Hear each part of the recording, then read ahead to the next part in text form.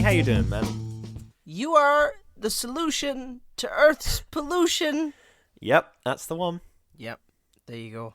And therefore, logically, you are the reason why Earth is polluted, which is presumably the reason why this episode is so dark. The ocean was on fire the other day, which makes this a weirdly timely episode. But yeah, the ocean was on fire. Clearly, it's because you don't take 4-minute showers with cold water. Absolutely. And you throw away scraps of vegetables. Clearly, these are the problems we need to be focusing on, and not oil companies. Clearly, that's the way we should be rolling. See, this is Doctor Who. Take notes. This is how you do a pollution episode, not fucking stare into the camera. To be fair, she did stare right into the camera. Yeah. But, they add a bit of romance. They make it a bit, gritty, a bit more complicated, Mm-hmm. And, we'll do the credits and then we'll start talking shite. Okay. We are doing Rick and Morty Season 5, Episode 3, a Rickconvenient Mort. I don't know Are whose they ever name going to in go back these. to normal titles after this? Or Do you remember Pilot, Lawnmower Dog? Just actually stuff about the episodes rather than just weird versions of films, but with Ricks and Mortys and Jerrys added in. It's written by Rob Schrab and it is directed by Juan Meza Leon, and it is starring Justin Roiland, Sarah Chalk, Spencer Grammer, Chris Parnell, and Alison Brie. So do you have an opening statement? I do. A pleasantly depressing episode in a strange way, in which I think they sort of, it's Rick and Morty always does this because it's very eloquent without actually using very many words. The episodes are like 20 minutes long, and yet they make such eloquent points about things. Like, they made a very... It's...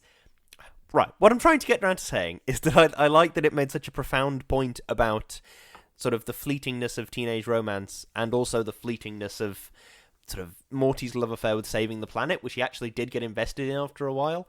Yeah. So that was nice. Go on, have you got an opening statement?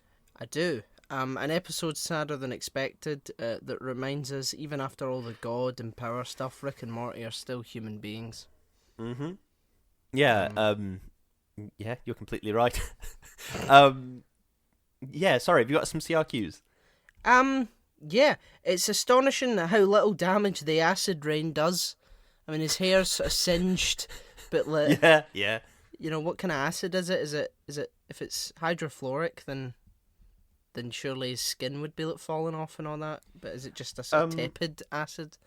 Well, speaking as somebody who got a C at A-level chemistry, that's right, everybody. You can stop cheering now. Clearly, I'm the new Stephen Hawking. Yes, yeah. You're the new Stephen Hawking, a physicist.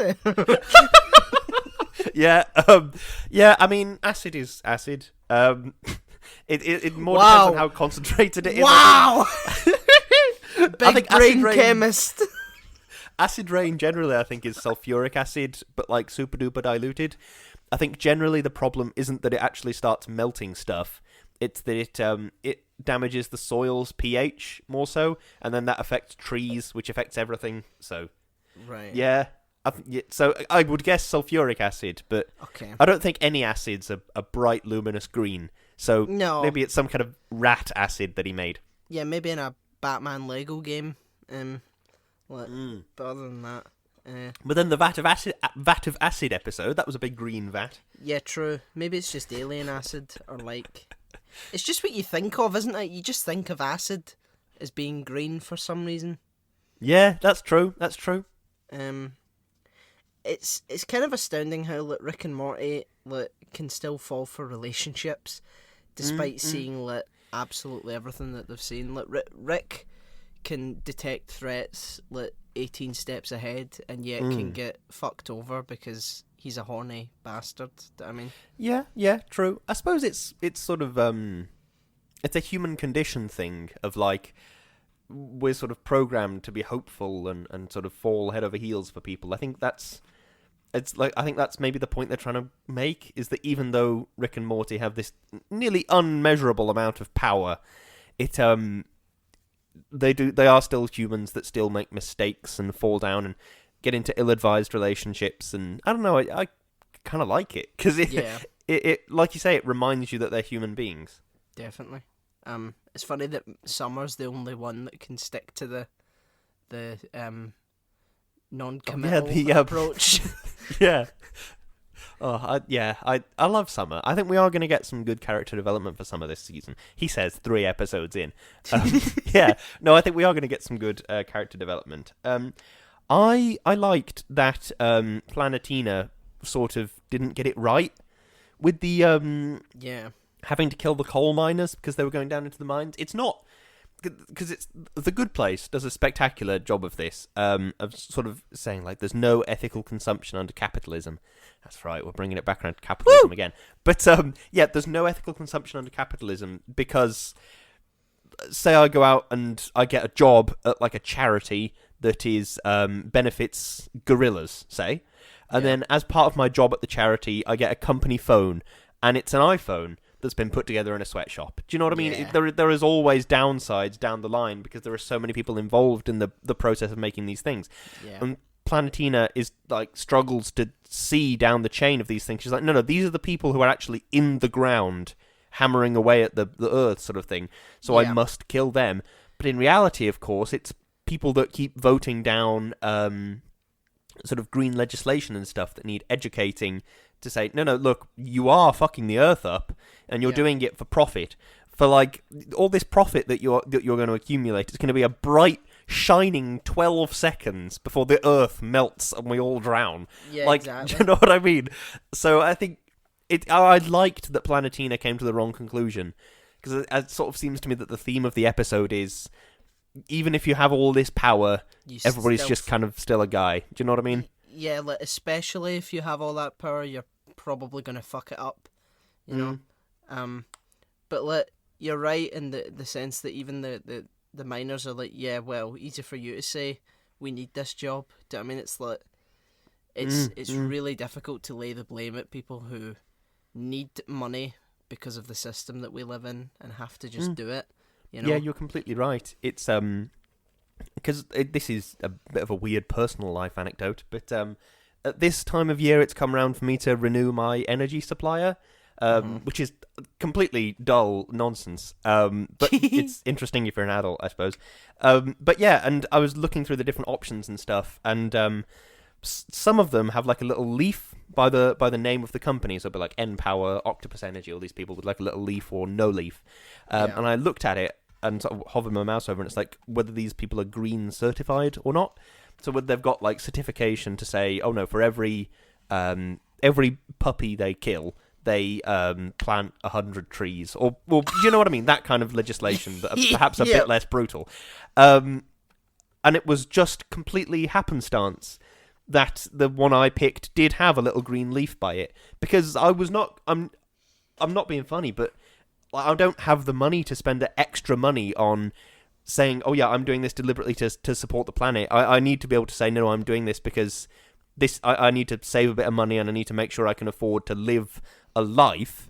And then when I'm actually alive and living, then I can maybe make a difference. So it's difficult to say, because obviously the coal miners are like, well, we need to make our children eat. We need to put bread on the table. Do you know what I mean? I have to do this job. This is all I know how to do, sort of thing. It's like, in order to like change the system, you have to like actually work in it and benefit it in order for, like, you know, it's like, even if I want to like stop capitalism, I still have to partake in capitalism for that to happen. You know, I need to spend money on lobbying, or like, you know, investing in a politician's race to try and you know, change a law or something like that. So it's like, it's still you still need to engage with it before you can, you know, try and get rid of it, and that's the hard part about it, you know. No, it's you're right. It's sort of, it's like having a meal with a murderer, you know. It's like you know, you really shouldn't, but you just sort of have to, if you want to try and get rid of the person. I don't really know how I don't really know how having a meal with a murderer is tantamount to engaging with capitalism. But no, I think Well, yeah, because I think in order to get rid of the murderer, you might have to have a meal with them, in order to sort of, I don't know, chill them out or lace their food or something. I don't know. Yep, poison the bastard. I mean, I was going to say, just give him a little laxatives, and then while he's doubled over in pain on the toilet, you can call the police and be like, you know that this murderer that's going around, yeah, he's doing loads of shitting. Can you come around and get him, please? And bring some bin bags. He's shitting in my toilet, and he isn't stopping. He's not going to be stopping anytime soon. Don't you worry, officer. I do find it kind of funny how Planetina killed 300 people. Morty said, and yet Morty still has a bigger kill count than her. And yet he's like, oh, you killed 300 people. It's like, you've killed thousands of people. I mean, I think that's a bit hypocritical of him. And you could argue that, well, it's an argument. I'm not saying that it's right, but at least there was a morality behind what she did. You know? That's true. It was horrendous. Don't get me wrong, but it's there's a morality behind it. Whereas Morty was just he was pissed off on the Purge planet about and the wine and stuff with all the dog hoof people. Yeah, exactly. Or the Purge planet where he just gets pushed to the point of just slaughtering thousands of people because he's just like, fuck you, piece of shit. Yeah, and what's the other one where they go and they reenact Pearl Harbor? Oh yeah. Oh. With the face huggers. Yeah, the face huggers. Look how wet this egg is. Yeah. They're too tasteful for 9/11, but they'll do Pearl Harbor and just absolutely bomb the shit out. I mean, come on, Morty, come on now, don't be a hypocrite, you wee shit. That's why I think that we're seeing different Rick and Mortys across different timelines. Yeah. So maybe the Morty we saw in this episode has no kill count. Yeah, maybe this is another sort of way of him becoming more murderous, because of this. So either Morty's a hypocrite that just forgot about all the deaths that he's caused, or this is another timeline, which I think would make more sense, Yeah, that's true. I know what you mean. I don't like the idea that it's different Mortys and Ricks in every single episode, because it makes me sort of feel like I want to see a sort of a continuous storyline. I want to see a through line of this grandson and grandfather. But and if we're not, then it does make sense. But it also renders the entire process of watching pointless, which I suppose is a very Rick and Morty thing to sort of make the entire process of okay. Yeah, I'm kind of understanding it now. Yeah. Yeah, because I mean this affected Morty a lot more than the Vat of Acid episode. True. Do you remember that? Where he was he fell in love with that woman and they nearly died together and survived and then just lost it all in an instant. I mean, this affected him more than that. I mean, shall I read the caption out again this week? Yes, read the caption out. Reduce, reuse, bruh. Might be too late. That's the caption. Reuse might be too late. Well, Do you know what I'm going to do? I'm going to see if the captions are the sort of same throughout the entire series, right? They're going to be. Of course they are. Unless they've just given up by season 5. No, they're different because in Rick and the first and second episode, they actually give us... Oh wait, there's a bra in every single caption. Oh, excellent. Oh, that's good. That's good. That's good. You like that? Yeah, bit of continuity there. I like that. Good stuff. Good stuff. Every now and then, Rick and Morty will have a really good song, a really sad song that they put in. Whether it's the one where Rick accidentally or nearly kills himself, or yes, of course, or the song with Beth being the clone and all that. And this episode, I think it's called Flowers. This one. It's a really good song. It's really sad and sort of bleak and quite romantic, No, I understand completely. It's sorry, go on. No, I was just going to say, I think like, it was an important episode for Dan Harmon, this episode. Yeah. Like I don't know if you know this. You know, at the end of the episodes, you get his the company inside the episode type thing. No, just the you know, the title card for like the companies that you see. Oh yeah, yeah. His one, Harmonious Claptrap, is like little clay models of him. Mm. And originally it was him and his wife. Mm. And then they split up, and he like shown that in the actual title card of him just like being alone without his wife. Oh God. And then in this season they're like back together. So I think he sort of found a lot of meaning in this episode. Well, that's good. I think it's always nice when sort of artists sort of pour their souls into something, and they're sort of like they're very passionate about it and are very proud of the project that they've been working on. It's always lovely to see that. You can always tell, can't you? Yeah. No, you can definitely tell that. I think this one was a bit of a big deal for him. Here's a question. Why did Planetina not go after like big companies like Amazon? True. Amazon is the one that always springs out in my mind when I'm there thinking, what bin does this plastic go in?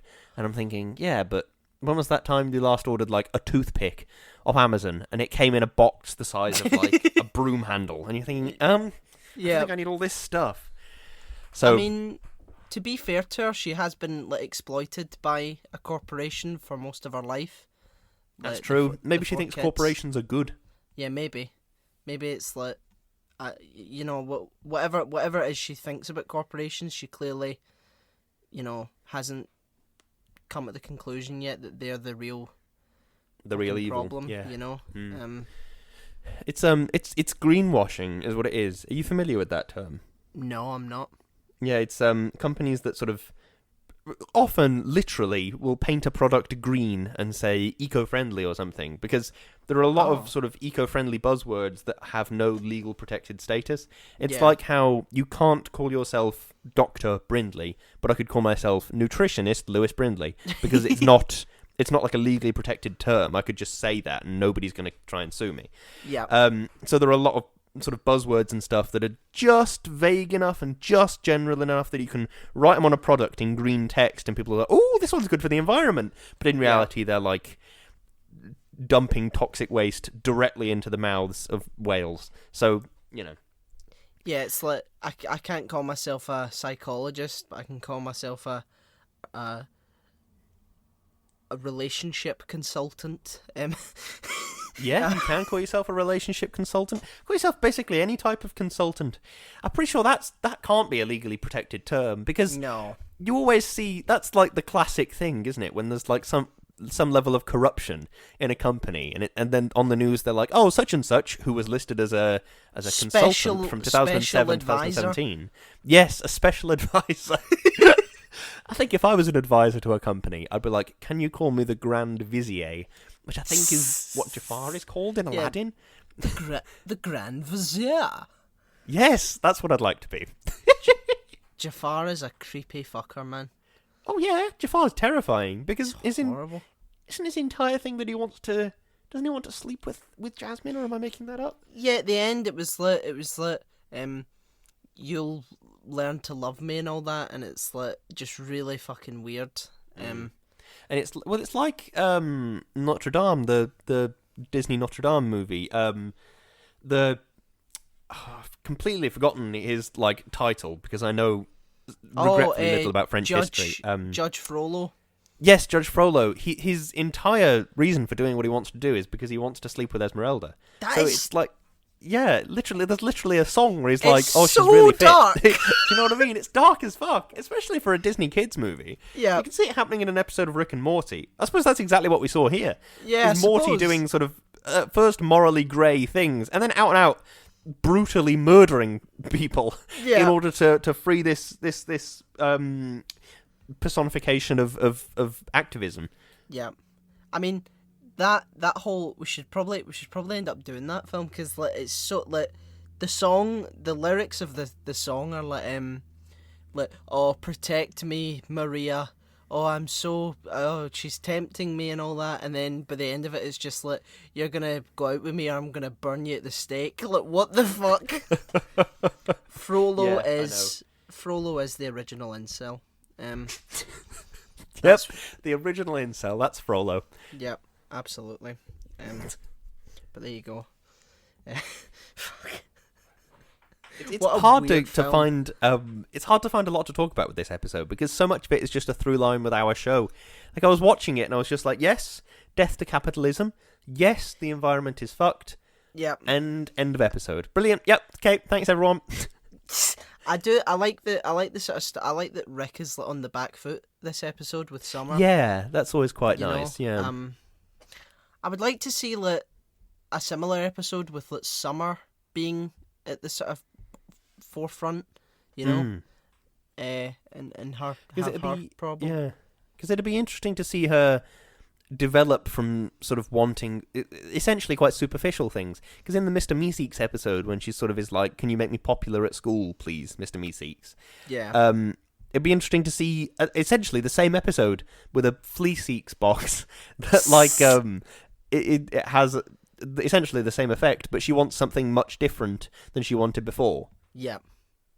No, definitely and it would be a good way to sort of bring back the Meeseeks, which I mean we're okay, but you know, it's like, I think they got that saturation quite nice, you know, and by the end of the second half of season 4, they were already taking the piss out of bringing it back. You know, and the story train, they were there's an army of them, and evil Morty's there and all that, and they get saved by fucking Jesus. Who doesn't love a bit of Jesus and his divine light? Oh yeah. Damn, right. Jesus is cut. Oh God, yeah. I'm running out of things to talk about very rapidly.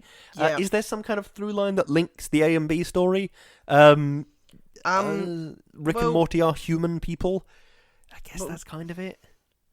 Yeah, I mean, there's it's to do with planets and what's, you know, huge big world-ending things, and you know, all that Rick and Morty can focus on are relationships, you know.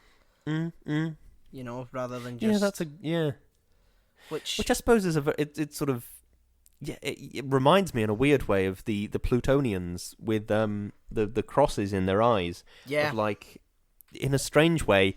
Because I suppose both Planetina and Rick's girlfriend, whose name I've forgotten, are manipulating Rick and Morty to be to sort of do their bidding, essentially. But Planetina is doing it to try and save Earth's environment, and yeah, Rick's girlfriend is doing it because she wants to market her elbow boobs. Yeah, Blim Blam or something. It'll be something like that. I guarantee it'll be something like that. No, well, she's just wanting to escape. You know, she just wanted to survive her planet's demise, which I guess is understandable. And then, but when it's over, you know, she's just like, goodbye, and Rick's like, damn, cold. Hello. Good. Oh, that's so dumb. The elbow boobs are rather weird. The elbow boobs are extremely weird. Yeah. Yeah, it's like, oh well, you can't compete with me. I've got boobs on my elbows. Wow, I can see why he's stuck in this rut. What? I suppose if you're Rick though, you'll have seen, you know, very sort of various types of anatomy. Yeah, you'll have seen every conceivable type of genital, and maybe that's just what he particularly likes. He was like, whoa, planet of the elbow titties. This is where I need to be. No kink shaming here. Yep, no kink shaming. No. But Rick is a mass murderer, so mass murder shaming. Do that. No kink shaming. Yeah, I'll do some mass murder shaming. Yeah, but if your kink is mass murder, then we'll shame that. Yeah, we shame mass murder. Yeah, I don't know why I had to qualify that with. Well, I mean, but yeah, I have ran out of stuff to say. So have I, completely and utterly. Wow. Yeah. Another successful. Remember, kids, seize the means of mass production and there's no ethical consumption under capitalism. Yep. Be careful, there we Lewis. go. The FBI will be in our Discord soon. The you know. FBI can feel free to hop into the Discord. Yep. And they I was going to go with something funny. Maybe it'd be what's his name from WandaVision? Fuck. James Wu. Come on, link the 2 episodes. James Wu. Maybe it'll be James Wu. Maybe James Wu will come into our Discord server, and I'll be like, oh, is that John Krasinski? Yeah, I mean, I actually like him, so... I do like James Wu. That'd be quite nice. Yeah. James Wu, if you're listening, come into our Discord server. Yeah, come on in. You know, the water's warm. Do you have a closing statement? I do, yes. It's nice to be reminded that Rick and Morty are actual human people who are flawed. It's something we're reminded of almost a little too often, but I do quite like it, even though. Yeah. I don't think that was even really a sentence, but we're going to stick with it. It works. What happened to Diesel Weasel? That's what I want to know. Yeah, what did happen to Diesel Weasel? Weasel. He That's the best name! Oh, God. He sprayed acid for 2 minutes and then was like, "Yeah, I'll get you next slime." What? He's gone to rendezvous with Petrol Wetrol and Tesla Wesler. Yeah, he's gone to meet up with Remy in Paris. Yeah, he's going to have a career as a chef. There you go, 10 years connection achieved. But yeah, I think that's us for this episode. Yes, I could not agree more. Should we do some shameless shilling after ranting about capitalism? Yeah, let's do some shilling. Have we we have got Diesel Linktrees. Weasel's Instagram? Does Diesel Weasel have an Instagram or a Linktree? He could. I'll make one up right now. Oh, fantastic. Okay, so we all have Linktrees. Lewis's Linktree is linktr.ee/Lewis_Brindley. Mine's is /O'Hiram. The podcast is /Shouting into the Void. And Diesel Weasels is /Diesel the Weasel. Official. I have a good relationship with my uncle Vin Diesel. There you go. Woo! Ah, right, yes. Amazing. So yeah, you'll find all our socials, our Instagram, our YouTube. So go have a look. Treat yourself. We also have a PayPal donate button, so anything you can spare, anything at all, would be greatly appreciated. We also have Patreon, and we want to take the opportunity, as we do every single week, don't we, Lewis? Every single week, to thank our wonderful, wonderful patrons. Yeah. So, Darius. Thank you. Chloe. Thank you. Richard. Thank you. Aditya. Thank you. Natalie. Thank you. Peter. Thank you. And Doogie. Thank you, one and all. You allow us to keep making this show that we absolutely love to make, including talking about Diesel Weasel and smashing capitalism, one podcast at a time. Yes, absolutely. So, yeah, thank you so much. Yes, thank you. For supporting us. We also have merch on Teespring and Redbubble. We sell tote bags, jumpers, mugs, all sorts of tacky shit, so go have a look. We do, yes. It's all very tacky and very shit. So go and treat yourself to some decadent, luxurious shit. Absolutely. And last but certainly not least, we are partnered with an amazing company called Number 12 Crochet Avenue, and Lewis is going to say some wonderful things about them, all of which are true. Indeed I am. Number 12 Crochet Avenue is a wonderful company run by my wonderful wife, in which she crochets and she's very good at it. And if you would like some aesthetic blessings upon your Instagram timeline, then you can go to @Number 12 Crochet Avenue on Instagram and you can check it out, give her a follow, give her a like, all that good stuff. And yeah, take a look. Thank you. Thank you. Well, that's us. I've seen the teaser for the next episode. Morty fucks a machine or something like that. Oh, lovely. So we will see you, hear you, smell you. End capitalism. I hope we don't smell that next week. Yes, we will end capitalism next week. It's over then. It's finally over. Yep. Yep. The driving force will be gone out of my life to crush capitalism, and yeah, We'll end the podcast. Absolutely. See, when capitalism ends, so will the podcast. Yeah, mission achieved. Yeah. And then we'll end the podcast. Yeah. I wasn't going to have kids, but now I am, just to carry on this podcast in the hopes that capitalism will be overturned. One day, one fateful day. One day. Yes, thank you very much for listening. Goodbye. Goodbye.